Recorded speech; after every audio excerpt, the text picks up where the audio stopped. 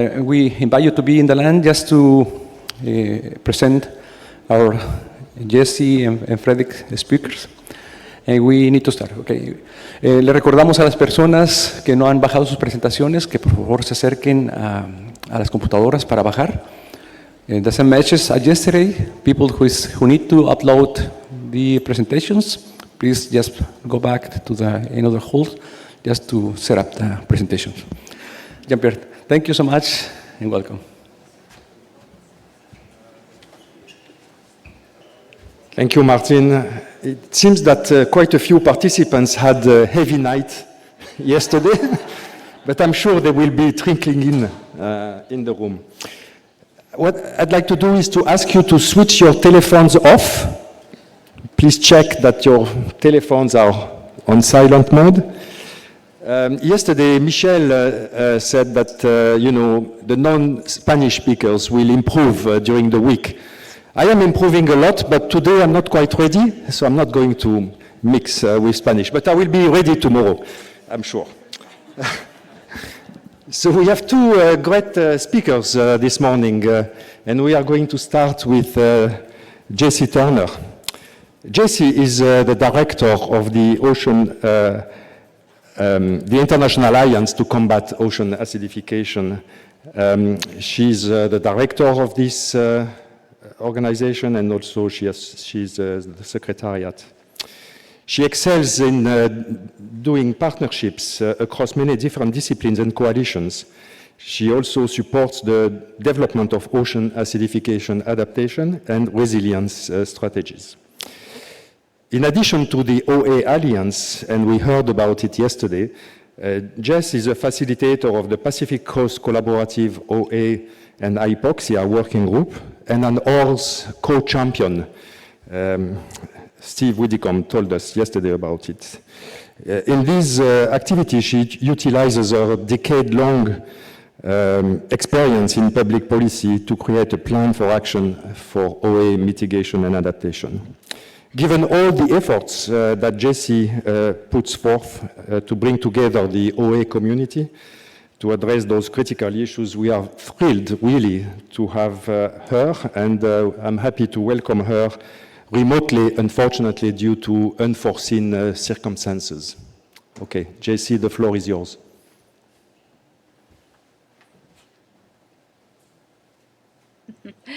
Wonderful. Thank you so much, Dr. Gazeau. And of course, it is my honor to be speaking the morning after the dinner, which I assume means that we'll be having a slower start. And I'm so happy that everyone is together and enjoying their time.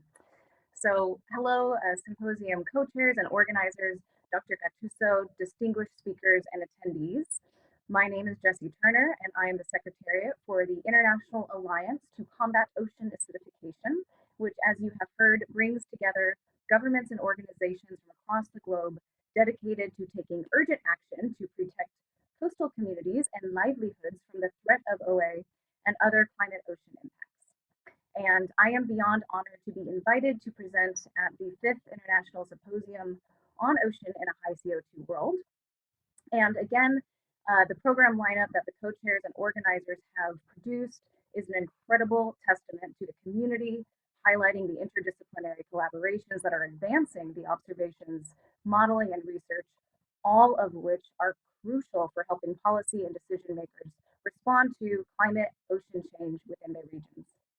And indeed, to be honest with you, friends of mine in the audience will know I am more than a little bit devastated that COVID has kept me from being with you this week.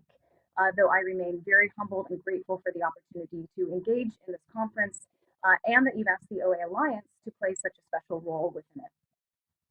So as some of you may know, the OA Alliance was actually created by subnational governments in direct response to some of the first observed impacts of OA on oyster hatchery production across the North American West Coast. And today we are more than 120 members across 22 countries, representing a diversity of national, state, municipal, sovereign, tribal, indigenous, and First Nation governments, along with many dedicated affiliate partners like NGOs, seafood industry leaders, and local academia. And together we are working to elevate urgency and ambition for climate action, to integrate ocean across climate commitments, and translate knowledge into policy actions.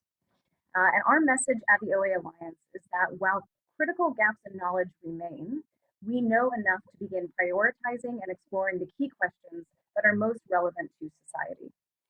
And it's important to successful mitigation and adaptation efforts that governments and non-government actors understand the suite of national monitoring, research, and adaptation activities that can be implemented now at various scales.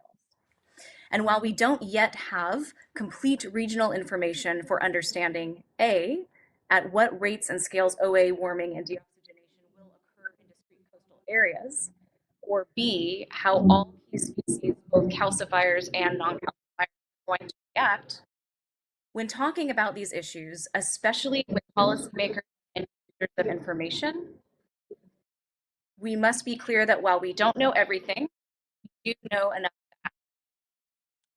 And that's a message borrowed from Dr. Jan Newton, so that you know it's good.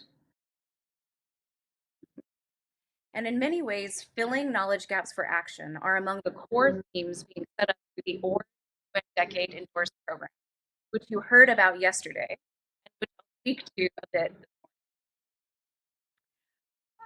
Just a note for slide. You can go back to the very beginning. I'm just warming up here.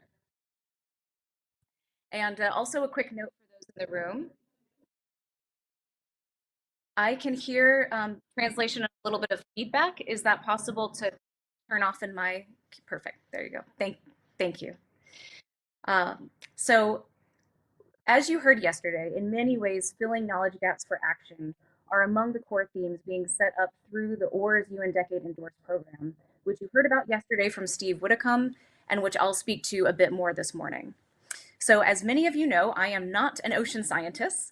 I am, however, a political scientist who started some 15 years ago in state politics, watching policies get drafted, amended, and passed into law, sometimes over the course of years and sometimes over the course of 3 months or less. And I genuinely think that slowed action on addressing climate ocean change is not an issue of don't care.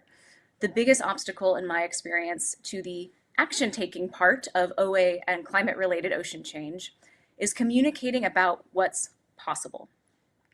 And as a non-scientist myself, the complexity of climate-related changing ocean conditions can be overwhelming, and it's very easy to feel, very much pun intended, out of your depth. And therefore, it's important that as a community, we clearly communicate not just the primary causes of ocean acidification, warming, and deoxygenation, but also the myriad of options for mitigation, preparedness, and response. And already, because of the decades of work put forward by so many in this room, we are seeing more and more pathways for OA action and response. Not even ready with those slides. Again, still warming up, but you can go back to the second one. Thank you. And I just wanted, before we get started, to share my state policy background with you, because these formative experiences shaped my love of public policy making. It gave me a sense of what was possible with coordinated engagement and diligence. And finally, it provided a sense of perspective, knowing that the collective we, as policymakers, experts, stakeholders, global citizens, and communities, are always playing the long game and the short game. And of course, these time horizons inform each other, as we're going to speak a little bit more about today. So now you can go to the next slide, and I promise I'll be sure to call them. Thank you. So I have thought a lot in previous roles and in my current role about what I consider the most essential elements for informing policy development and or creating and guiding coalitions. So initially you begin with exposure and trust. Are you reputable? You start to account for a concern. What is the issue or problem that needs addressing? And then you begin to assess that concern in context. So does it matter to whom and why? And I'll pause here to say, I think the global OA community has well fleshed out and established these first key elements over the past decade. Even over the past 6 years since the OA Alliance was formed, we do not often encounter policymakers or stakeholders who are wholly unaware of OA as a concept. Next slide. And as Dr. Carol Turley has often shared in presentations, in October of 2003, Googling the words ocean acidification produced 17 hits total. In November 2014, it produced nearly 2 million, and in May of 2019, it produced nearly 8 million. And that is a definite increase in exposure. Next slide. I also think this community has done an incredible job of describing OA in context of other climate-related ocean changes and marine stressors, which can sometimes complicate core messages, but ultimately opens more opportunities for local interventions, management options, mitigation or adaptation strategies. Though, with a growing awareness, understanding, and concern now expressed across policymakers, seafood industries, stakeholders, and coastal communities, the natural question is, what's next? And as we pause and take stock at the 5th International Symposium of Ocean in a High CO2 World, which first convened nearly 20 years ago, what should the next 20 years of focused collaborations look like? And as a deputy in New Zealand's Ministry of Foreign Affairs said at COP26, OA has now moved from a technical problem into a policy problem. And while acceleration of and investment in technical capacity building and monitoring must remain a critical priority, we are increasingly being faced with new questions for advancing OA policy and action. Next slide. Namely, what can be done? Are there global or local solutions to this problem, and is action even possible? Number 2, what can be done now versus later? Again, we have our time scale, understanding the long game and the short game. Third, will action help accomplish or enhance existing goals and targets? And fourthly, is there a template for action? Do we have examples of risks or vulnerability assessments, regional science and research recommendations, legislation, policy roadmaps, best practices, etc.? So for my invited talk this morning, I wanted to reflect on a few of these emerging OA policy questions from our experience at the OA Alliance. Next slide.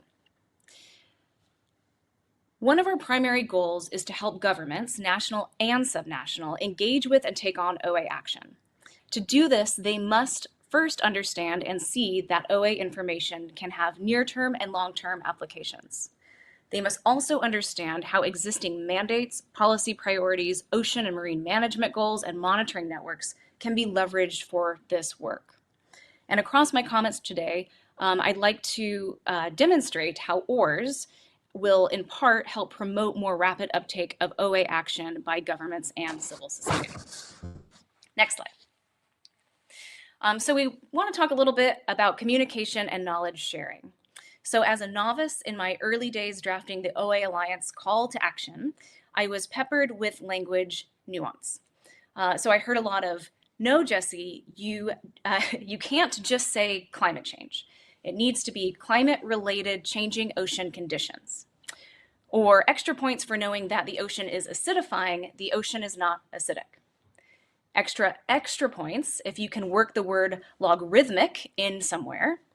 And Dr. Sarah Cooley, I'm not embarrassed to say, wants corrected a capital P and a lowercase h.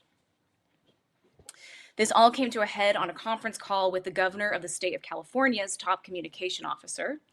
And what I had thought was a very faithful and nuanced overview of the problem at hand, as I had explained it, he turned to me and simply responded, "So are you saying the oceans are boiling with acid?" And I thought immediately of Jan, Dick, Bronte, Libby, Carol, Jean-Pierre, Martine's faces should the governor of California launch the OA Alliance by announcing the oceans are boiling with acid. And indeed, maybe this would have been a very different story for the OA Alliance, sealing a quicker fate if he had done that. But ever since then, I've generally felt that from a communications perspective, somewhere between free-floating disassociated hydrogen ions and the ocean is boiling with acid is where you want to be. From a perspective of a non-scientist, meeting people where they are is important. And particularly with governments, it's critical to help them understand how OA is similar and distinct from other climate change related impacts, what are the risks, and what's possible to do now. Next slide. As this symposium program agenda well frames, OA should always be discussed as a multi-sectoral issue with direct relevance for climate mitigation and adaptation, ocean and land management, food security and sovereignty, coastal resilience, and aquaculture and fisheries. Next slide.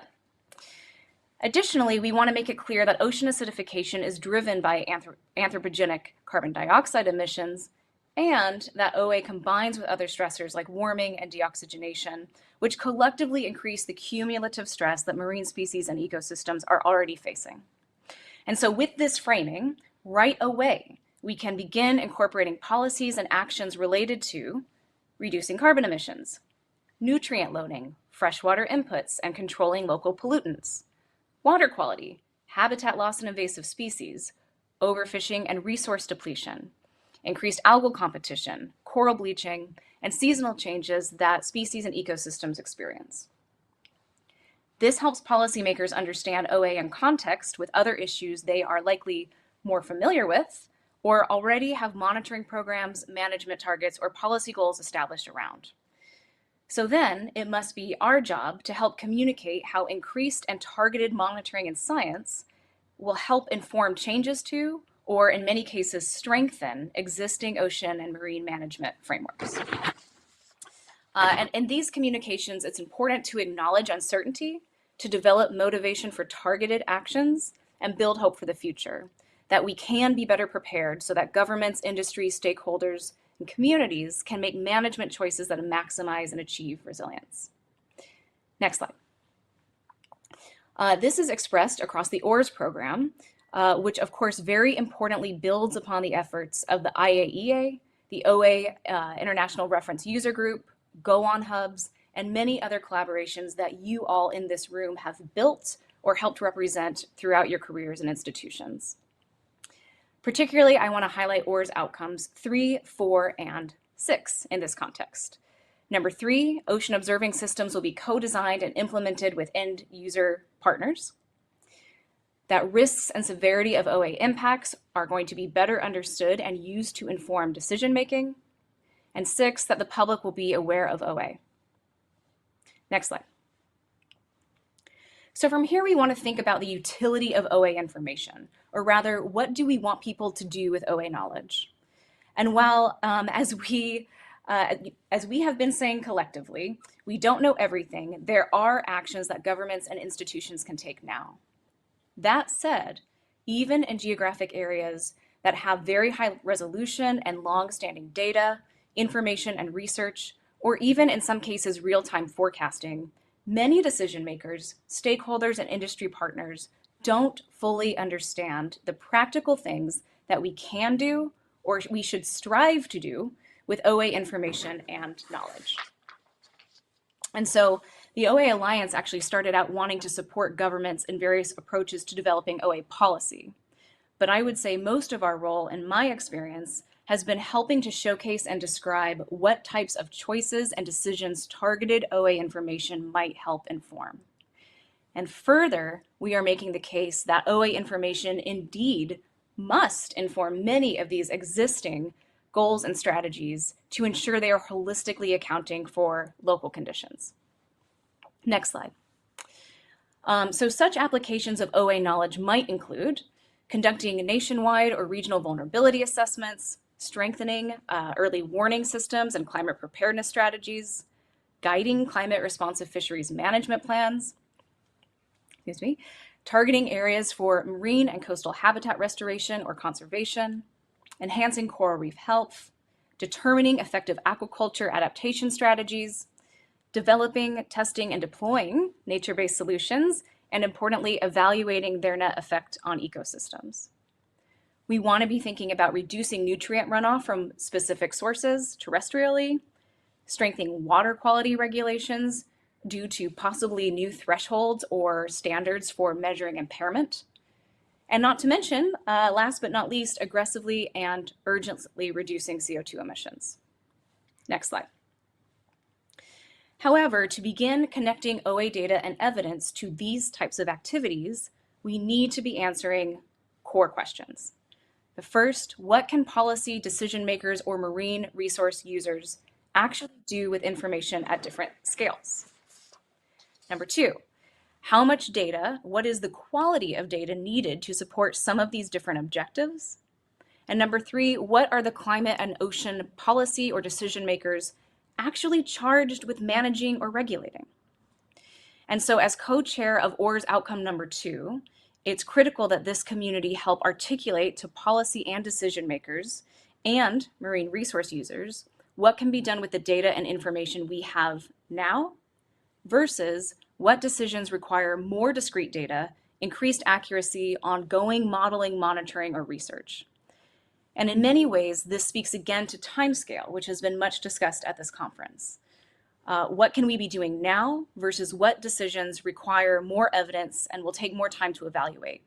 And the truth is we can do both at once, and that we must do both at once. Next slide.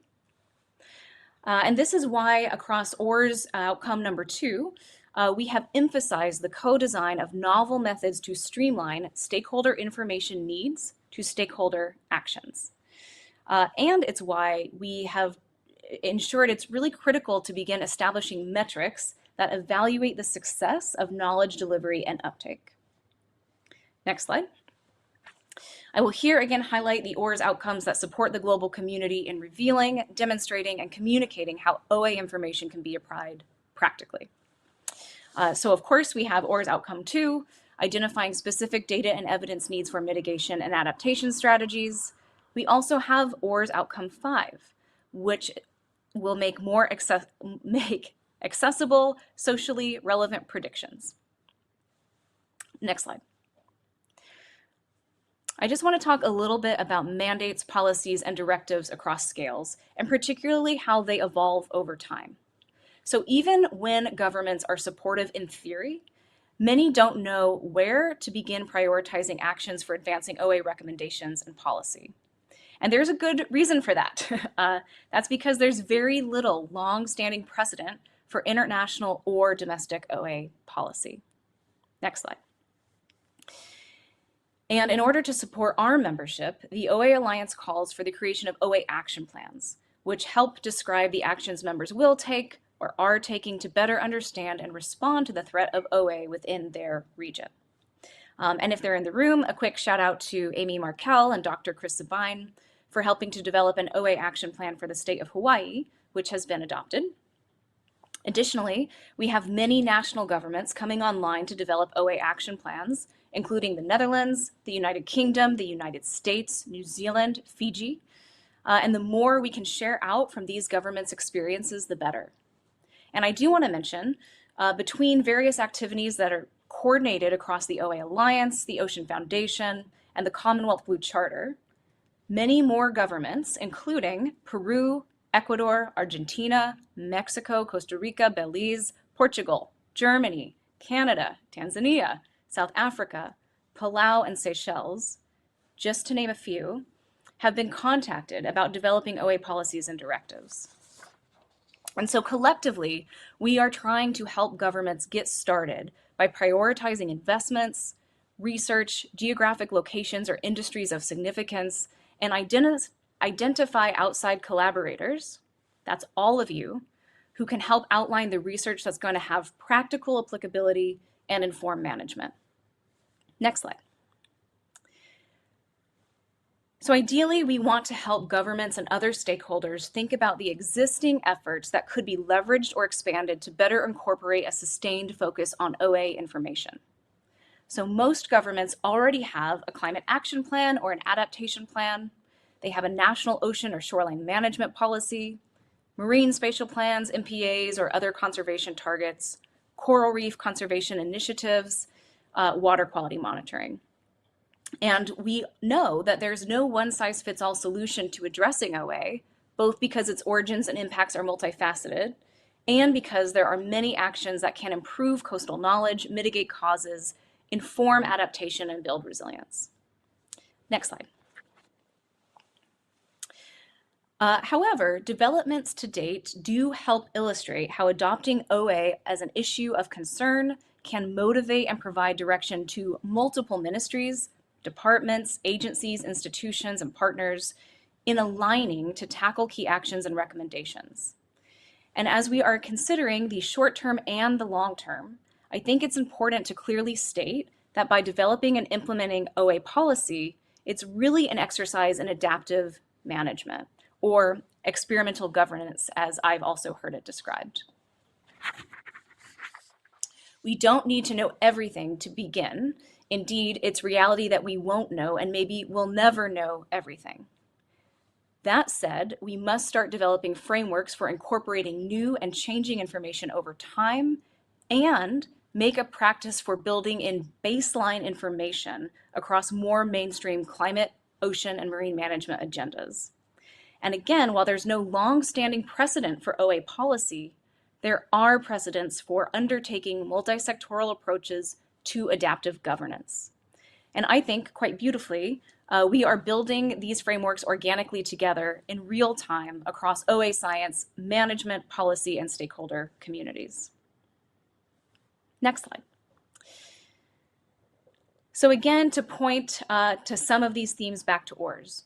OARS outcome number 1, global science community will be equipped to provide OA data and evidence of known quality.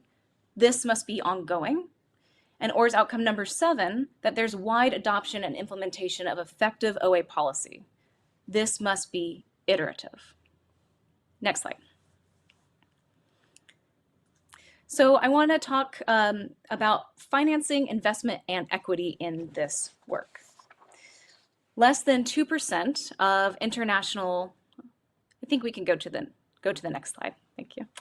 Less than 2% of international climate adaptation funding is applied towards ocean and coastal adaptation projects. And while this is changing, the largest investments in OA knowledge generation are being conducted across North American and European countries. And only 1.6% of official development assistance supports the ocean economy. We have heard that SDG 14 is the least funded of the UN Sustainable Development Goals. And while international commitments to climate adaptation finance remain around $100 billion US, no explicit reference has yet been made to ocean in regard to climate adaptation funding support. At present, this is inadequate and does not reflect the level of severity and harm that climate change is posing to ocean resources and human communities that are most reliant upon them. It also continues to demonstrate vastly unequal distribution of climate ocean change science funding, resulting in limited capacity where needed most. And it's our view at the OA Alliance that climate adaptation funding can and must be explored to support this work. The UNFCCC has recognized sea level rise, increasing ocean temperatures, OA, and loss of biodiversity as slow onset climate events. This characterization has relevance to UNFCCC adaptation mandates and financial responsibilities. And so moving forward, it is imperative that international and domestic funding sources be made available for increased technical capacity building. This must include understanding what governments, industries, communities require to better assess risk and respond to changing conditions in their exclusive economic zones and across their coastlines. Next slide. Good news, though, is that we are making great progress together. Next slide. So today, through the UN, we have multiple frameworks relevant to addressing climate ocean change. Obviously, we have SDG 14.3, which aims to advance OA action and has established a common methodology or an indicator for reporting measurements. As of last year, 35 countries submitted data and information. Although if Kirsten is in the room, she might be able to give updates on that number. The newly established UNFCCC Ocean and Climate Dialogue aims to strengthen ocean mitigation and adaptation strategies across the convention. And this newly mandated dialogue provides a very important platform for accelerating discussions, recommendations, and priorities of national governments and civil society alike. Finally, mandates through UNCLOS, or the UN Law of the Sea Convention, include an emphasis on climate-responsive fisheries management and call for reducing harmful marine pollutions, including atmospheric pollutions. Next slide. Additionally, we will keep growing and utilizing regional partnerships. So, of course, GoOn continues to nourish a network of 9 regional hubs engaged in building capacity for monitoring and research. GoOn has now helped lead the development of the UN Decade endorsed OARS program. And entities like the Arctic Council, OSPAR, regional fisheries management organizations have OA monitoring priorities that can be leveraged. And importantly, bodies like the Western Indian Ocean Marine Science Association, WIOMSA, the Pacific Community, and the Secretariat of the Pacific Regional Environment Program are prioritizing discrete projects at local scales and are very, very well aligned to provide decision makers and communities with information that they can use. And let's not forget, next slide, that at the local level, we can be accelerating policy integration and invest in pilot projects now. So in addition to national governments, states, cities, tribal, indigenous, and First Nation governments around the world are a significant part of climate action, policy setting, and innovative resilience strategies. And asking the right questions of these partners can and actually indeed are shaping a lot of government and management response to ocean and coastal acidification. Discrete OA projects are being deployed to support marine industries and communities at the local level. And last slide. So I wasn't going to mention this, but I think it's worth noting. Typically, the OA Alliance hears from a handful of graduates or PhD students focusing on OA science and research who are looking to learn more about advancements in OA policy development. This year, I've had more than 5 policy-focused graduate students or law students reach out because they want to learn more about advancements in OA knowledge relevant to management policy and law. This is significant because it means the interface between OA science, knowledge, management, policy, and law is strengthening. And while still novel, it's becoming more common for policy and management-minded leaders to reach out and search for ways that policy directives, mandates, and priorities can be utilized to create or advance OA action taking. Quick check, can you guys still hear me?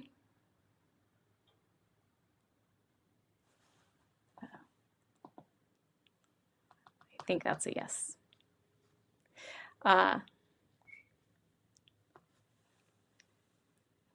Can you all still hear me? Yes, okay, great.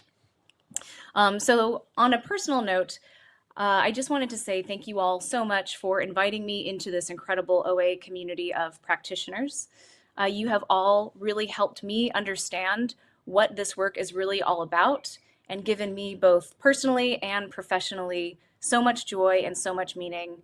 And I really count you all as heroes in this world, and I look forward to the years ahead continuing to advance OA knowledge for purpose. And thank you for everything that you've been doing here this week, and so wish that I was with you.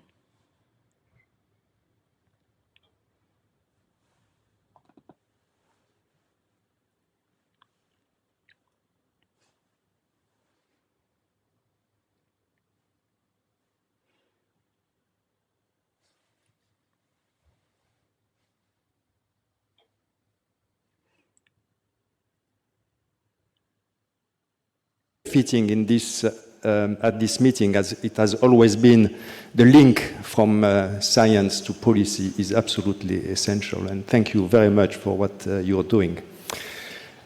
We have lots of time for questions. Any questions for Jessie? Yes, Sam.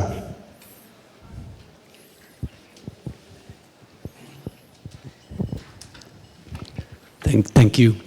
Hi, Jessie. I just wanted an excuse to say hi and that we actually miss you here, but I also have a question. So thank you for your great talk. And I think we talked about that, and you mentioned that for the OARS outcome too, that you want to develop some metrics for success.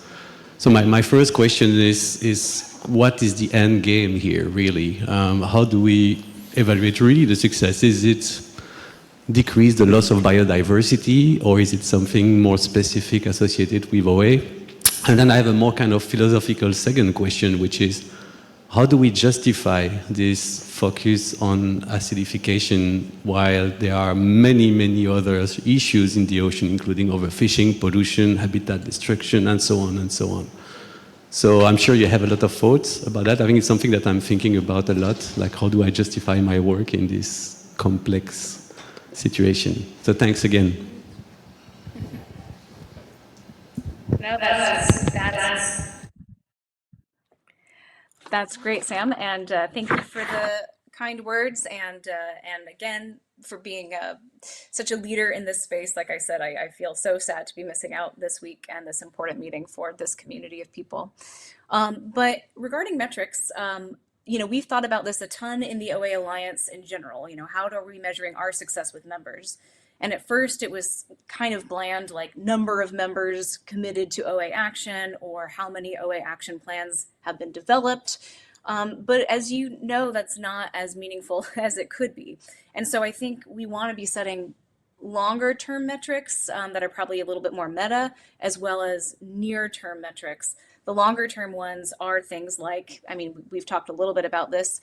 How do we measure a decrease in loss in biodiversity or an increase in biodiversity? And even thinking about carbon emissions reductions, are our members or countries on target to be meeting what has been laid out in NDCs, or becoming even more ambitious in that regard?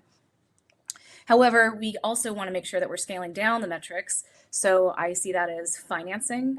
We've talked a lot about the UNFCCC Ocean Climate Dialogue and potential links to climate financing mechanisms that exist through GCF, GEF, UN Environment Program, and others. And I'd really like to see a big call for multi-million-dollar investments in ocean acidification monitoring capacity and research capacity from those pots of money. And so I think that's a pretty a medium-term target that we can put dollar signs around. And then at a more local level, again, it's sort of number of discrete pilot projects that governments are endorsing as part of their larger policy and management goals. So we have a lot of discrete academic-led projects, and really, from my perspective, what I've wanted to see is an understanding, an endorsement, and an investment by governments in that work, and that they're applying outcomes, findings, and iterative monitoring to be part of their larger policy portfolio. So how do we measure that discretely? We could think of a couple different ways, but of course, this is a discussion that OR's outcome number 2 will continue to accelerate and hopefully get feedback from you all in the room and the larger community.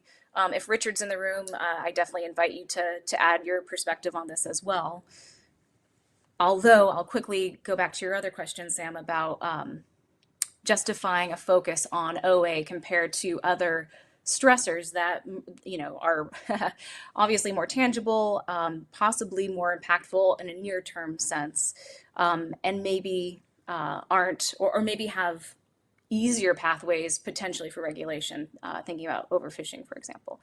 So in my mind, particularly working at the international level with policy leads, it's not so much that we need to be promoting ocean acidification as the #1 priority, particularly even in a climate landscape.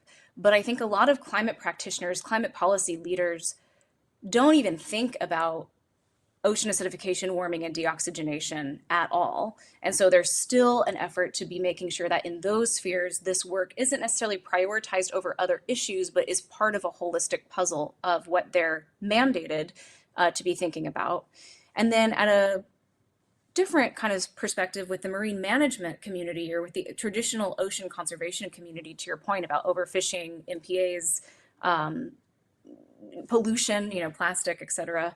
Again, I think it's less that we are looking to promote ocean climate change as more important than those, although my personal perspective is that in the long run, to some extent it is. It's that without doing the groundwork to build in baseline information across our coasts, to be measuring these trends over time, we want that sort of information to be informing other policies around fisheries management, around closures, around conserved areas, and that without having that underpinning the broader management landscape, we're not doing a holistic job understanding local pressures. Thank you, Richard Philly, and then you want to. I was invited, so I could. You were invited. Okay. All right, but let's hear from Richard Philly first, and then Richard Bellerby and Martin. Excellent talk today. Thank you very much for that. In our community, we're hearing a lot about mitigation strategies, particularly marine carbon dioxide removal. And I was wondering to know, what is your vision for the Ocean Acidification Alliance, about supporting those types of mitigation strategies? That's a trick question. Kidding. No, thank you for that question, Dr. Feely. And again, so sad to be missing you in person, but I know we'll have many more chances to catch up. Ocean-based CDR has definitely been an emerging topic, obviously, of discussion across the ocean community, the OA community, and the climate community internationally that I've been working quite a bit with over the last couple of years. I think from a high-level messaging perspective, at least through the Alliance, it will always be that we need to be urgently and aggressively reducing CO2 emissions, and that we don't want any other narrative around that not being the number one goal. That said, I do think that we are aware that, sequestration and removal strategies, even the IPCC reports tell us, will be needed at some scales in some ways. And so through the Alliance, if we do come out with, because we have such a diverse membership, including governments, academia, NGOs, industry leaders, we rarely put out like what I would call aggressive political agendas or policy agendas calling for something specific, calling for something very specific, unless we've vetted it with all of our members and have like a kind of a policy charter and those lines. So in that regard, I don't think CDR is working its way in that direction quite yet. That said, we do feel responsible to act as conveners on this topic. And so back in, I think, April, I don't know when, we had a great discussion where we invited partners from NOAA, we invited partners from the National Academy of Sciences, who recently put out a CDR report last year, groups like Ocean Visions, as well as, a smattering of practitioners, and sort of had a round-robin discussion about the types of CDR strategies, at what scales, what are the concerns, what are the policy landscape challenges, regulation challenges that don't exist yet. And so I think through the Alliance, we'll continue to fold in that ocean-based carbon dioxide removal is a strategy for mitigation and potentially for OA remediation at local scales. And really just want to highlight projects that are ongoing. We know we have some baby pilot projects getting away, I think, in the United States. And so using the Alliance as a platform to share out from those processes and experiences and findings, just like we've done with all of our partners' projects along the way. I think we really see ourselves as an information sharer, and we'll continue to do that with CDR. We have 5 minutes left, so if you keep your questions short and the replies short, we give the floor to more participants. Richard. Well, mine's easy. Mine's not a question, it's an answer, because I was invited to contribute. I think one of the things that is important to understand about Outcome 2 is that it's a platform for discussion. It is not our job to define what is success. We will create a discussion space where we invite institutional, as in everything from policy to industry to regulation and local management to society. And it's with them that we define the metrics. There are the obvious, well, I say obvious sounds worse, but there are the clear ones to us from our side, MPAs, fisheries. It gets involved in IP bears.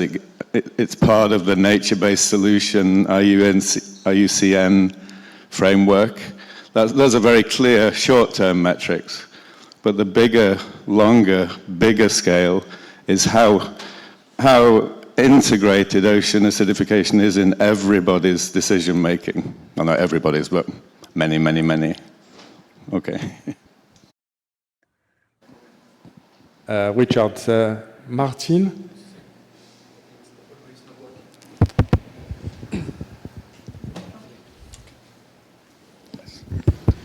Jessie, we miss you. We miss you here. we are a part of this adult generation of researchers, I'm talking about me, that we learned that we need these skills, okay? In this room, there are many young people, many young researchers from Latin America and other countries. Which advice do you offer to them about this new way to communicate, to be more efficient, right? We're kind of a little late, but we're learning. But they are youngest with all the energy, and please offer the advice. I can offer some. First of all, thank you for the kind words and missing the opportunity to see you, Martine.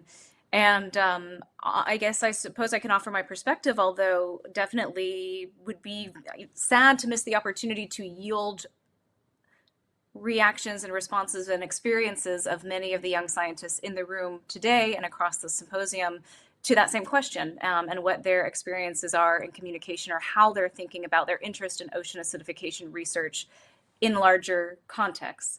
I think just through work through the Alliance and some of the presentation today, it's really about how ocean acidification work fits into a larger picture, what it is meant to inform at long-term, short-term and long-term scales, is really an important part of the work. So it's not just that we, I think that one thing I was reflecting on is that because of your leadership and because of so many people in the room, over the last 20 years, there has been this concerted effort to be an OA researcher, an OA scientist, to be able to build up the field and to be able to have the amount of data and content and kind of research portfolio that's been established. And now, because that has been established, it's sort of our job to put that into a broader set of contexts for long-term ocean health, long-term climate resilience. And so for, a beginning OA researcher getting started, just thinking about that narrative, what projects are you selecting, and how does it fit this larger portfolio, this larger narrative? And I think it's a wonderful testament that we're to the place that can be elevated in that way. So those would be my quick reflections. But again, I'd be very interested to hear emerging scientists or early career scientists in ocean acidification's perspective on that exact question. Thank you very much, Jessie, once again for this great presentation. All the best. And please, a round of applause for Jessie.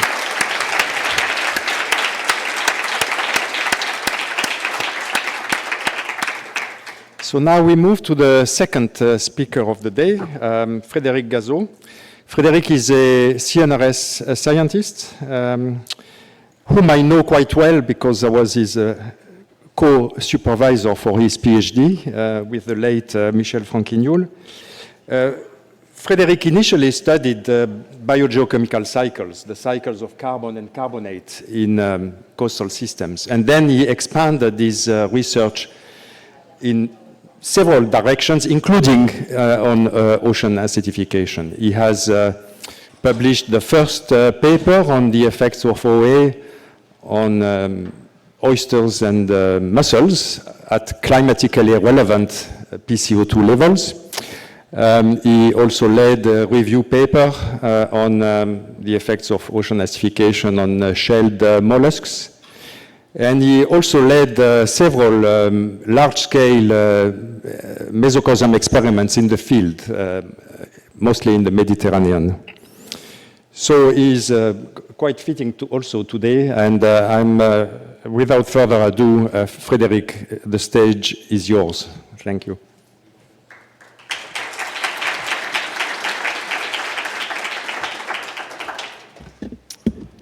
Thank you, Jean-Pierre. Hello, buenos dias, everybody. I'm trying to find a place to put the bottle. Yeah, okay. So first of all, I would like to thank the organizing committee for inviting me to give a talk today. It's really nice to be here in Lima, definitely. It's a wonderful week. We learn a lot of things, and exciting science is presented every day at this meeting. I would like also to thank the people that are in the room today. I know we had a conference dinner yesterday, so it's really nice from you to come at an early time. to listen to the plenary talks. So today I'm going to talk about shellfish farming in a high CO2 world, and I put into brackets here mollusk, because I know shellfish include both mollusk and crustaceans. And today I will be focusing only on mollusk. So when I will be telling the word shellfish, please keep in mind that I'm referring only to mollusks. So first of all, I would like to give you some facts about shellfish mollusk farming in the world. So you can see, oh, I do it on my computer. Okay, normally I have it in my mind now. So you can see here on this plot, this is the evolution of shellfish farming since the 50s, 60s. And you can see that in blue, this is the production level in millions of tons, and in red, this is the income that is generated in billions of dollars. And you can see a huge increase in both production and income of shellfish farming in the world in the last decades. What does it represent in terms of aquaculture compared to other groups? So you can see that fishes, aquaculture has decreased in percentage, that mollusk increased only slightly between 9% and 11% of the global aquaculture production. The most important increase that has been seen in the last 3 decades is the increase in plants and algae farming. So in terms of shellfish sources, where are they coming from? So there's been a huge change in 30 years, because almost half of shellfish that we were consuming in the world were coming from captures. And now it's only representing 12%. And marine aquaculture has been increasing between 50% and now almost 90% of what we consume in the world. So where is it coming from? So this is a really, again, I will do it. Where is it coming from? So this is a really striking plot for me, that almost 90% of shellfish that are produced in the world are coming from China. The other countries are South Korea, Chile, Japan, Vietnam, Spain, and so on, that represent only a few % of what is produced in the world. But the vast majority of what is produced in the world is coming from China. In terms of revenue here in red, it's almost the same, except that Chile has the second place in the world in terms of incomes coming from shellfish aquaculture, which makes actually Chile quite sensitive to the effect of climate change, of course, and environmental changes on shellfish aquaculture. Okay. And what type of species are we talking about? In terms of production, you can see that oysters represent almost 40% of the production, followed by clams, mussels, and scallops, and other clams. In terms of revenue, we can see here on the picture another species, which is Aliotis, which is not really important in terms of production, but because of a high market value, it represents quite a large proportion of income in the world, and other clams that are presented here. These are Arcidae. Okay. Yes. So shellfish farming is not new. Humans have been cultivating shellfish for many centuries. We have some indication that it was already occurring in the antiquity. And demand for seafood is rapidly rising now in the world due to population expansion and rising purchasing power, which is a good thing. It has been multiplied by 5 in 60 years. The leading drivers are that this is good nutrition quality, the taste, so it's pretty yummy, and it's pretty convenient to collect. The main barriers for the production are the prices. That can be relatively high for some species, the availability, and especially the concerns about quality. In 2020, per capita consumption of seafood was 20 kilograms per person, with a big range, of course, in the world between 5 and almost 30%. And that represents 17% of animal proteins and 7% of all proteins that we consume. 75% of this seafood comes from fish and 12% from mollusks, which is almost the same than the production, of course. So why mollusks are considered as healthy? Because they contain appreciable quantities of proteins and essential amino acids and so on, long chains, polyunsaturated fatty acids, lots of vitamins, minerals and nutrients, and I would like to insist again on that. It's pretty good. So shellfish farming has also quite some benefits for the ecosystem. So it has an ecosystem value, service value that is pretty important. Of course, the first benefit is about provisioning as a food source, but also product for raw material that are used for pharmaceutical or cosmetics. But it helps also regulating some functions of ecosystem, as you can see here. This is this part of the plot, with very good and very efficient filtration of the water, which facilitates the growth of primary production, primary producers, so yeah, seaweeds and plants. I put it here inside brackets, carbon storage, because this is something that actually has been discussed quite a lot in the last few years, and I think there's some misunderstanding between carbon storage and CO2 consumption. So you have to keep in mind that shellfish are heterotrophic organisms, they breathe, and they calcify, and calcification is also a CO2 producing process, so we cannot really say that shellfish farming helps pumping CO2 from the atmosphere. On the long term, of course, it's a carbon storage, but not on the short term that is interested for us in that case. Still, it's a really environmentally friendly way of producing food compared to other types of foods, of course, that are produced on land.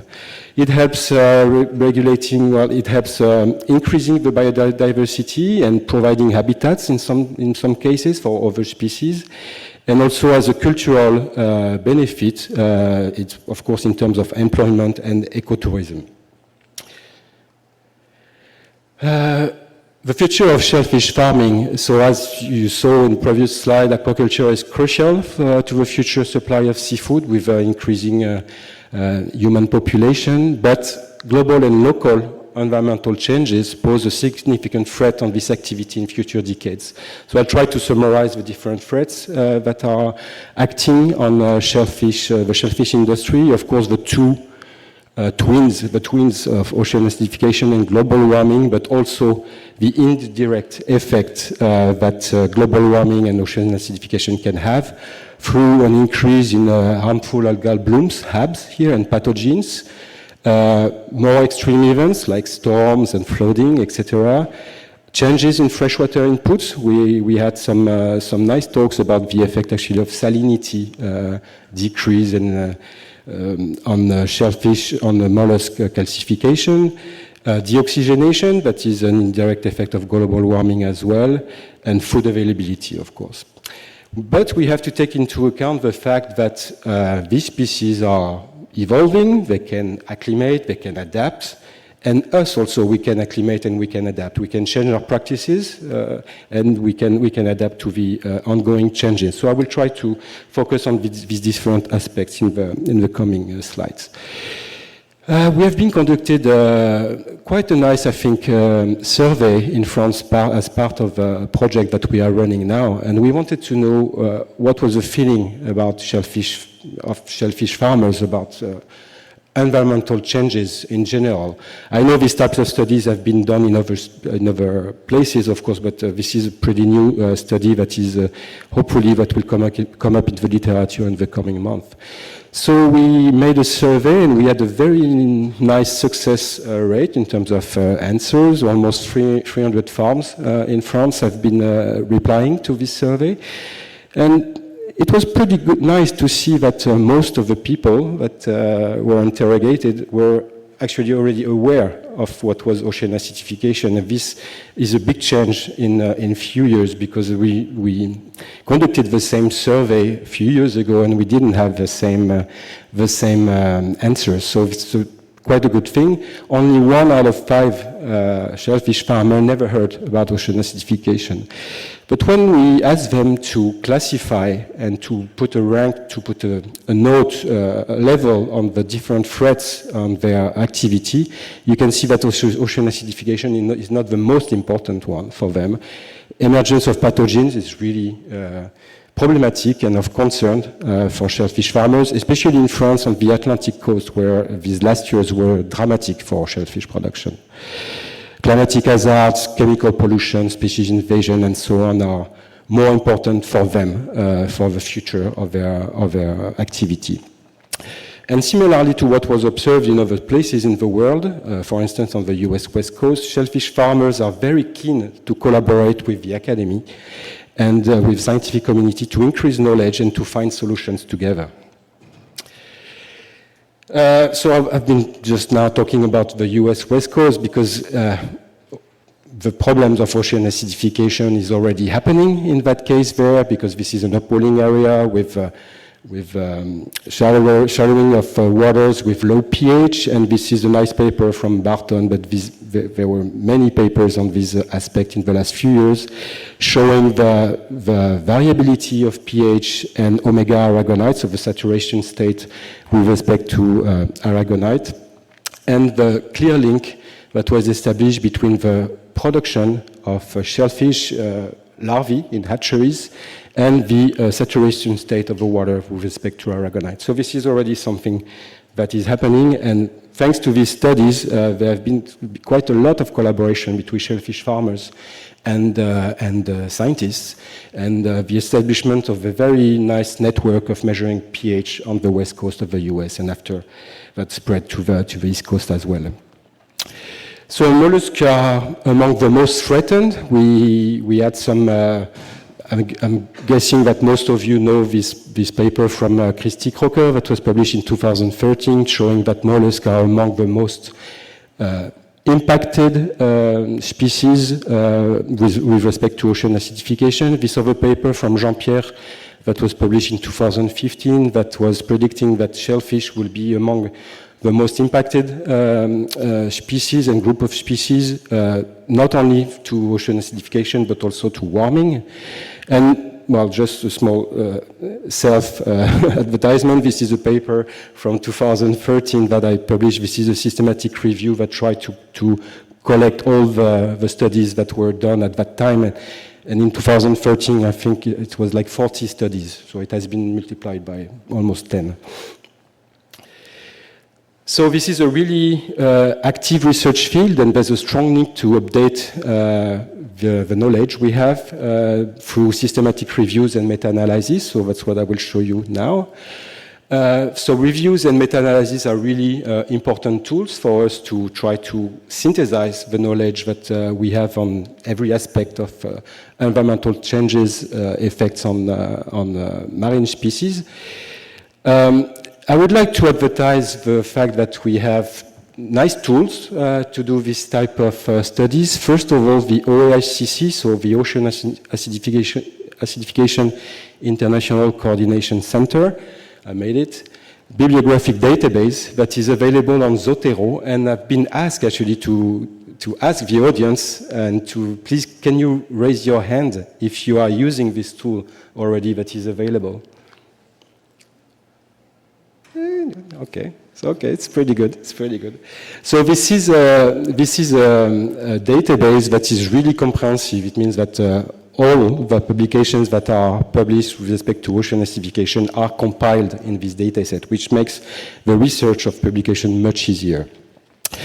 But to run meta-analysis, we need data, and we have another tool that has been developed since 2008 already, that is now continued in the frame of the OAICC, and we developed a data portal on the biological response to ocean acidification, and I would like to ask you the same. Are you aware of this tool, and did you ever use it? Please raise your hand. Yeah, a bit less, but it's okay. So keep in mind that this is available. This is a lot of work that the OAICC is doing on that, and this is really a valuable tool for running meta-analysis. And you can please visit the OAICC booth during coffee break. So we are starting now a meta-analysis on the effect of ocean acidification on shellfish farming, and We have been using the two tools that I presented before, the bibliographic database and the data portal, and in blue you can see the data that have been incorporated in the data portal, and in red the total number of papers on mollusks that are farmed. You can see that we miss quite a lot of papers, so I will come back on that, but please send us your data. It would be for the benefit of the community, we believe. Where are the data coming from? The publications are coming from the US and China mostly, which is reflected also in the data portal, where most of the data are coming from these two countries, but also from Brazil, for instance, here, Canada, and some countries in Europe. But we need more, again. So please, you will see the address to the person to contact in the coming slides. So what species have been studied so far with respect to ocean acidification that are included in the data portal? You can see that more than 40% of the studies concern Mytilus. That is only 12% of global production. So there's a bit of a mismatch here between the production and the effort that has been done in terms of research. And oysters represent 30% almost, with the other species that represent only a few percent of the studies that have been done. The different species, the most studied species is Mytilus idilis, followed by Magallena gigas, which is the new name for Crassostrea gigas, and you can see the list. And there are actually something like 40 species that have been studied so far. The data are coming from Europe, the US, some are coming from South America, Australia, and just one point that you can see here in Africa. So I think we need to put more effort in studying the effect of OA in these countries. So what life stage has been studied so far? You can see that 20% of the studies concern larvae, and most of the studies that have been done concern the benthic stage in mollusks that are spats, juveniles, and adults. What was the length, the duration of the studies? You can see for larvae that, of course, this covers the larval cycle, which can go to some almost 60 days when temperature is pretty low. But more importantly here for adults, you can see that the vast majority of studies are actually have been run only for at maximum 6 months, and we have really few long-term experiments, which is a problem, of course, to extrapolate to the real world. And also, very few studies have considered multiple life stages, and even less covered more than one generation and study the plasticity of these species when cultivated for different generations. The stressors that have been included in the studies, you can see that the majority of the studies have considered only ocean acidification. 20% of them have considered also warming, which is a good thing, and all the other stressors like oxygen, salinity, pathogens, feeding, etc., represent only a few percent. So we still have to work on that and include more multi-stressor experiments, of course. In terms of pH ranges, I think these are two really nice plots showing here the. I'm sorry. The one on the top is showing the delta pH, so the offset compared to the control. Here you can see in the dotted lines here you can see the projection from IPCC considering the different scenarios, so the most optimistic and the most pessimistic one. And this is the line, this is the limit that we chose for the meta-analysis that we are running now, is we won't consider the studies that have a pH, delta pH compared to the control that is more than 0.5. This is something that can be discussed actually, because this is still beyond what we expect for the future. In terms of pH in the control, so this is pretty nice as well, because we have been saying in the last days that most of the studies consider a pH that is not representative of coastal areas, and you can see that actually the range of pH that control pH that has been considered is covering quite a large, is spanning quite a lot between 8.1 and 7.405. So these are representative of the coastal area. So this is an ongoing study. This is made through a consultancy of the OAICC that started 2 weeks ago. So this is really these are really temporary results. So the meta-analysis we have been running, these are the first results we got. First of all, for larvae, we can see that acidification has a significant effect on survival, for instance, and on the morphology of larvae that are growing, but all the other parameters so far, because we don't have all the data included, do not show any significant effect of ocean acidification. With respect to the adults, we have two parameters. Well, we have one parameter that is clearly linked to ocean acidification with quite a lot of studies that have been included, 29. And calcification is significantly decreased at lower pH, which is not the case for growth, for instance, or other metabolic rates, such as respiration, excretion, and so on. So we have decided to run this as meta-analysis some months ago, and we saw this paper coming up in the literature this summer, last month, well, this winter here, but last month, which is a really comprehensive study that collected almost 1,000 papers and made a meta-analysis on this. So here I'm just showing the results that they got for mollusks, the larvae here on the left, and juveniles and adults on the right. You can see that many processes for larvae are impacted by ocean acidification, which is less the case for juveniles and adults, but still calcification and growth and calcification are impacted if we refer on the results of this meta-analysis. One critical thing that we can say about this meta-analysis is that they categorized the effect of ocean acidification based on the absolute value of pH that was used in the study. And I think this is not correct, because in the coastal zone, as I said before, the pH can be very variable. So it would be much, much more interesting to categorize by the offset compared to the control. So that's something that we will do next in our meta-analysis.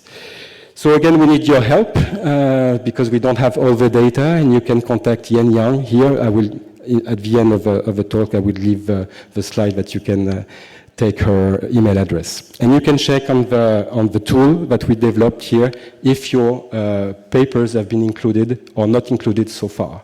So please have a look, type your name, and see what papers you still need to send us the data. So I will make just a focus on calcification, which is apparently one of the most impacted process on shellfish. This is a schematic view on how this is done. You can see here the extrapaleal fluid here, where most of the calcification takes place. And actually, calcification is an active mechanism. We really have to keep this in mind. This is biologically controlled. And the part of the carbon that is used for calcification doesn't come from the water, but from the metabolic CO2, the CO2 that is coming from the respiration of the organisms. Although the mollusks are considered as weak extracellular acid-base regulators, they have proton pumps that are able to remove protons from the extrapaleal fluids and optimize the condition at the site of calcification for these organisms to calcify. And they also use the carbonic anhydrase that is transforming CO2 into bicarbonate that can be used for calcification. So this is an active process that requires energy, and then that requires food available to make this process of regulation happening. They are able also to change, in some cases, when they have different polymorphs in their shells, they are able to control the mineralogy of their shells. I will show this to you a bit later. And also they have an organic layer, we have to keep this in mind, that is covering the shell and protecting the shell from the external environment. So this is an active mechanism, and this has been shown for larvae, but with some limits. These are two papers that are showing the same trend of calcification rates and increase in growth, increase in size for larvae of Mytilus galloprovincialis here, Crassostrea, and this one, I don't remember, I think it was Crassostrea I measured in that case here. And you can see that calcification or growth is actually linked not really to pH, but to the saturation state of aragonite. That's what we found in these two species. In this study here, I even increased calcium because the saturation state doesn't depend only on carbonate, but also on calcium concentration. But calcium is really available in water, and the relationship is most likely explained with the concentration of carbonate available in the water. But there is a threshold. First of all, at high omega aragonite, the effects are not so pronounced, and then they decrease. The effect is becoming much stronger at low saturation levels. This is another study from Frederic that actually focused on dissolution. So they cultivated for a few hours. They put inside calcium 45 medium, and then they put back the larvae in unlabeled water and followed the release of calcium 45 in the water to estimate calcification. This is a very efficient way of estimating calcification. And you can see that at lower pH here in white, the dissolution rates are much more important. So for the organism, it's always a fight between calcification that is actively controlled and dissolution of a shell that they don't control. But to have growth, you need to have net calcification that is positive, of course. This is a study that we have been conducting, which has been published this year, and I don't know if you could attend the talk from Carole Dipoy yesterday, so she presented this in details. So we have been using 15 levels of pH for Crassostrea gigas juveniles, and we have been conducting the experiments for 23 days.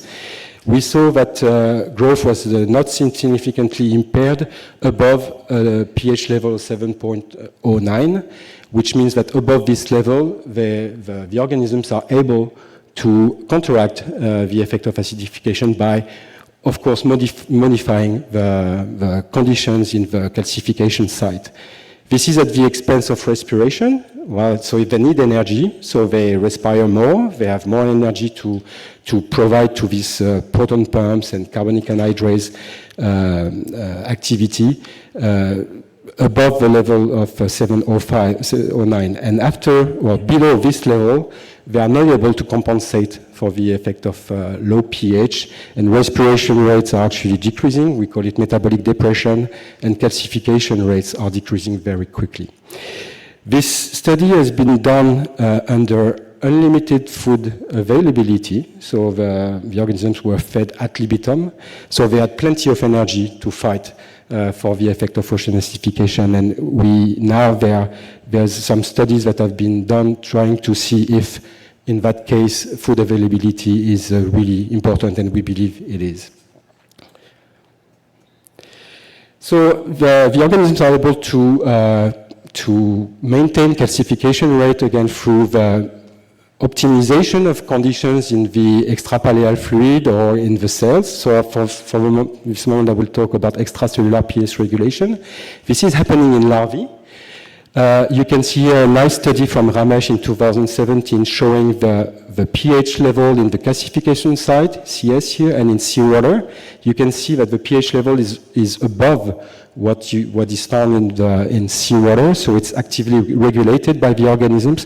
But for larvae, you can see that the difference between the pH in the calcification site and the seawater the difference is actually decreasing when we increase PCO2, when we decrease pH. So larvae are not so good in maintaining optimal pH level in the calcification site. That's not what we observe for adults. This is a nice study from Liu et al. In 2020, where we can see that adults are much more capable of regulating pH in the calcification site, and that's why we see less effect of acidification on adults than on larvae. However, depending on the species, you can see that this is not really reflected in the response to ocean acidification. You can see that for this oyster species, you have a linear decline in calcification rates, meaning that the fact that they are still actively regulating pH is not enough for them to fight against ocean acidification. This is the same here for hard clam. Only mussels were able to maintain calcification rates at the same level than in the control. So there's a really species-specific response in that case.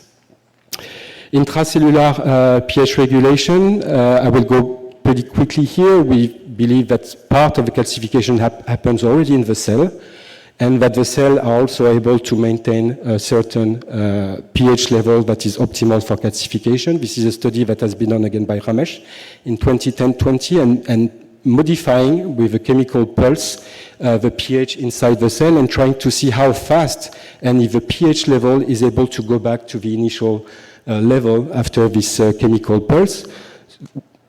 First of all, without any inhibition, and then by inhibiting some sodium proton pumps and carbonic anhydrase activity. And you can see that if you inhibit these proton pumps, the pH regulation doesn't function anymore. So we know now that these exchangers that can expel protons are really essential, and also that carbonic anhydrase plays a very essential role in that case.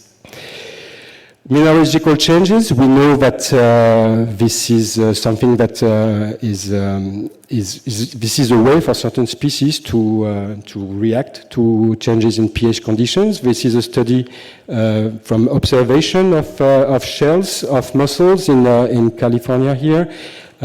First of all, measured in the 1950s, from shells collected in the 1950s, and nowadays, you can see that the percentage of aragonite has decreased significantly between these two times, and in all sites, actually, meaning that they are able to control the mineralogy that is produced in the shells. Aragonite is more soluble than calcite, and organisms have the tendency to produce more calcite if the conditions are not optimal for crystallizing aragonite.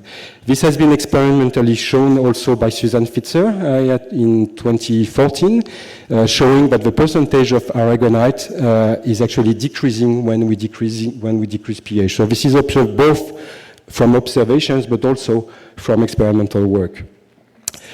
So energy is really the tricky thing here, and I think we have to focus much more on that. As you can see from the meta-analysis that we have been running, more than 80% of the studies considered ad libitum strategy, meaning that the organisms are not limited by food, and then they have plenty of energy to fight for ocean acidification, which makes me believe that the results we obtain are certainly a bit underestimated because of this. Most of the food that is provided is artificial, and only very few studies consider natural feeding. So this is something we have to focus much more in the coming years. This has been shown in a meta-analysis by Ramaro in 2016, showing that when you provide less food to organisms, the effect of ocean acidification is much larger than when you provide more food, which makes sense. This study has actually been criticized in the literature, and another study has been published in the recent years. This is a technical adjustment of the meta-analysis that have been done here, but which is quite important. They show the same thing. Calcification is less impacted when you increase food availability, but you cannot find the same response for growth. But actually, growth is not impacted whether you add food or not by PCO2 in that case. So these are for adults, of course. This has been also showed by Frank Mesner in 2011, showing that, sorry, I don't see. So this is shell length here at low pH and at high pH, and you can see that there is no effect of this is high food availability, low food availability at different levels of pH. You can see that we obtain the same curve, that we have food or not. And for calcification rates, you can see that there's a big discrepancy between between the two treatments where you have high food and low food, meaning that calcification is really impacted, but in that case, the growth is not impacted. Just to illustrate that one study is actually showing exactly the same than the meta-analysis here. So of course, acidification is not the only stressor. So I would like to focus a bit more on few others that are listed here: pathogens, global warming, of course, deoxygenation, and that's all actually. So I show you again the plot that is showing that most of the studies we have so far are only about ocean acidification, with pretty few studies that consider multi-stressors. And this has been evolving, of course, in the last years, but we have to push still a bit more on that.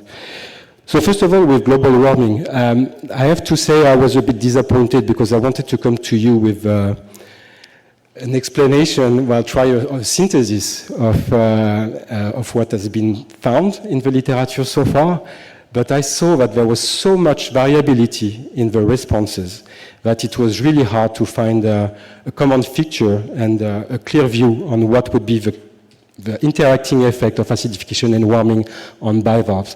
So you all know this famous plot, theoretical plot from Portner, that actually each organism and each species population has an optimal temperature level, what we call the thermal niche, and that this thermal niche might be reduced, narrowed, by the fact that the environment is having less oxygen and more CO2.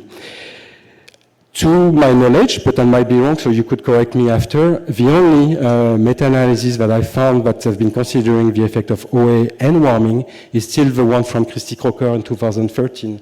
I haven't seen a new one, but maybe I'm wrong again, showing that when you consider ocean warming, the effect of acidification are even more important than when you consider ocean acidification alone. This is the case for survival, calcification, and growth.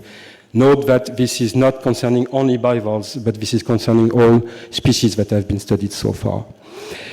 A nice study from Stevens and Gobler in 2018 on 4 species is actually reflecting the high variability of the responses to both stressors, because not 2 of the 4 species that have been studied showed the same response. Sometimes no interaction between the factors, even antagonistic effects and synergetic effect have been found. A study I've been conducting in 2014 in the Mediterranean Sea, focusing on 4 treatments: a control, acidified treatment, warmed treatment, and both factors cumulated on an annual scale, following the natural variation of both temperature and pH in the field, showed that Mytilus galloprovincialis, which is the species that is cultivated there, has actually a very low and almost no survival when we increase temperature by 3 degrees. That is something that we know already for several years in the Mediterranean. The Mytilus galloprovincialis has a limit of temperature of around 25. It means that if they spend more than several weeks above this temperature in the Mediterranean, the survival is really impacted, and that's what we found in this study.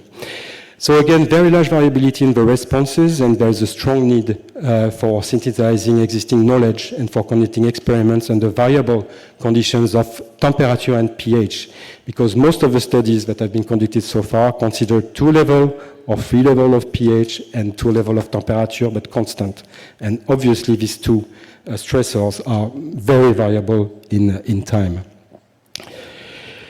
Deoxygenation, I received very few attention so far. When oxygen is insufficient, an organism may not have the necessary energy to withstand other stressors. Again, I found lots of variability in the responses, sometimes no interaction between the factors, and sometimes antagonistic or synergetic effect.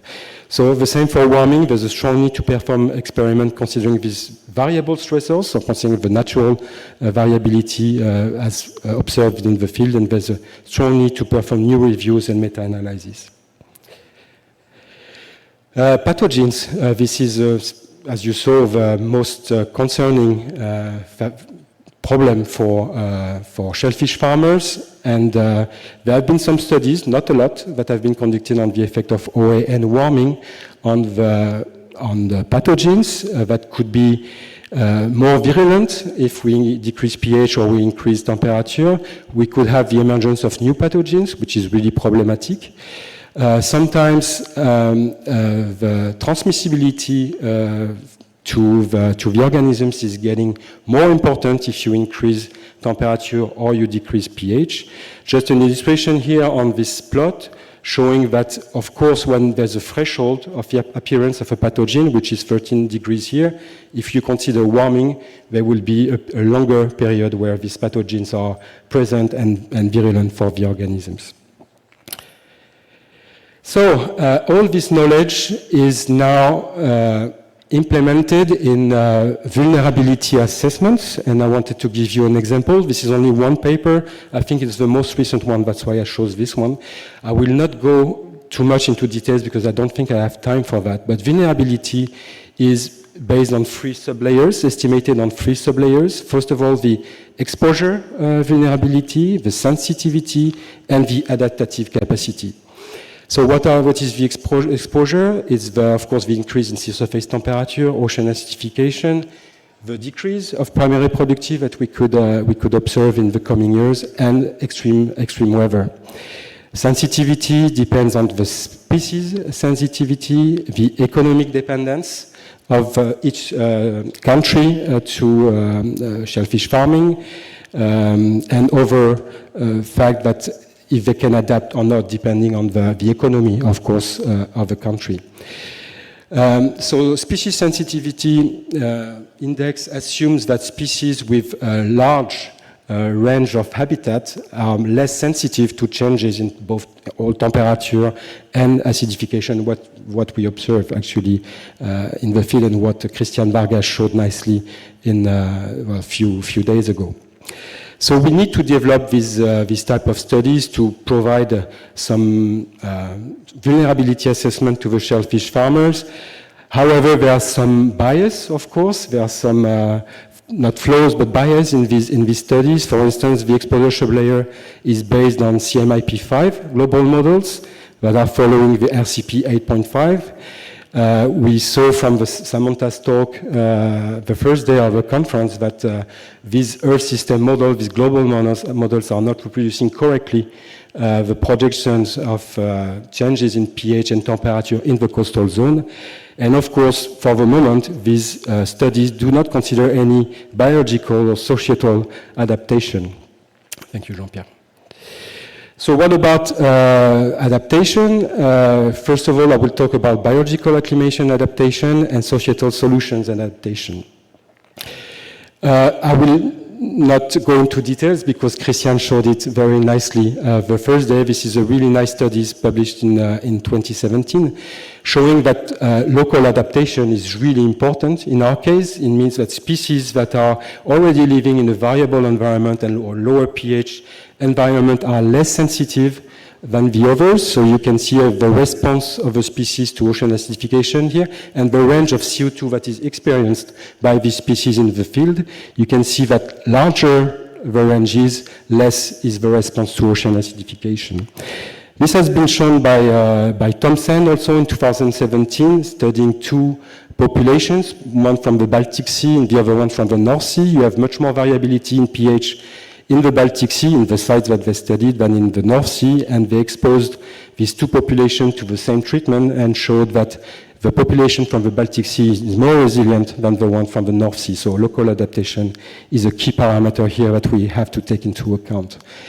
Transgenerational plasticity, there have been really few studies on multi-generation experiments, and one that is quite important here has been published already 10 years ago, the one from Laura Parker in 2012. And she showed that when you expose the parents to low pH, only for 2 months in that study, the effect of acidification on the larvae, on the second generation, is much less, or significantly less. So we have positive effects that persist also into adulthood and next larvae generation. This is another paper that has been published in 2015. This is because there's an upregulation of genes, so a better adaptation, acid-base homeostasis. You can observe also changes in mussel shell mineralogy. This has been shown by Susan Fitzer in 2014 when she exposed 2 generations. The second generation has a different shell mineralogy. But again, also helping most of the time, these parental these effects are not sufficient to fully alleviate the negative effect of ocean acidification.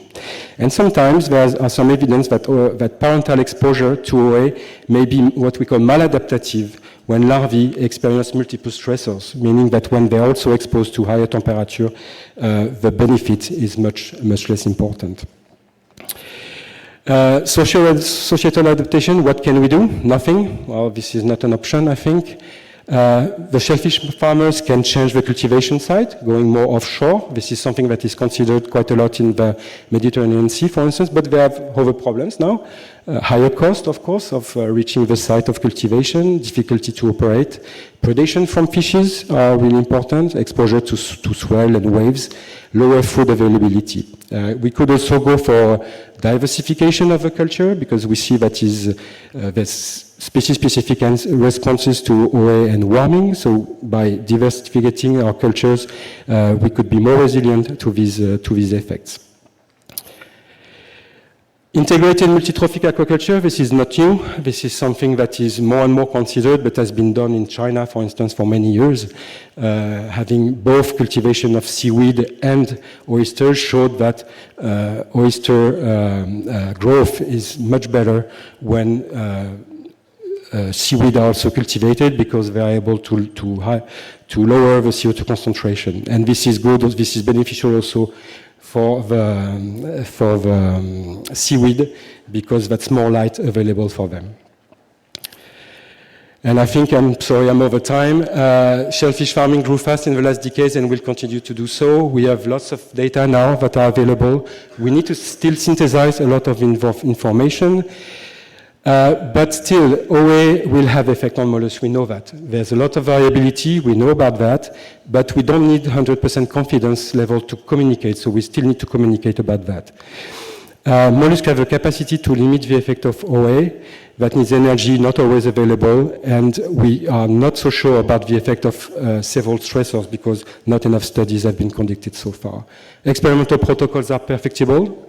That's what has been done in the last years, but we will try to continue to do so. Shellfish farmers are really concerned about their future.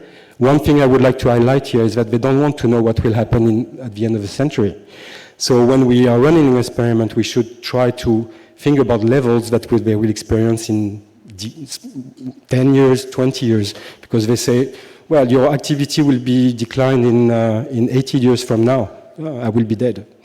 And even my kids will be dead. So we need to focus on a smaller time scale as well. Good thing is that they want to collaborate with scientists, which is really nice, and we need to increase monitoring capacities. So I saw in the ORs, there's an activity on that, which is really good. And we need to sit and think together about the possibility for adaptation and remediation. I'm sorry, I was late.